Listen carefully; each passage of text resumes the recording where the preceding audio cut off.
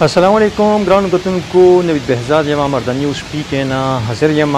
قدرمنو دا وخت تاسو ته مهم خبر در کوم چې د توربېله ډیم ایمرجنسي ډورز چې کوم دي ایمرجنسي دروازې چې کوم دي هغه کلو شوي دي او اوبه ډېر په تیزۍ سره ډېر په شړک سره را روانې دي نو بل خوا که موږ وګورو نو په ټول پاکستان کې دا وخت د سیلاب صورتحال دی پاکستان کې داسې ایریا نشته د وخت کې چې هغه متاثره نه ده که موږ خوا بلوچستان ته وګورو سند ته وګورو بل خوا موږ که KP کې وګورو سوات دی دیر دی او دقسې په تیره 400 او د وخت مردان نو الریډي چې نو هغه په نوخار کې د وخت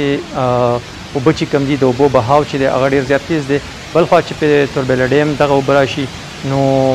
یقینا چې دا به ډېر زیات د زیان سبب وګرځي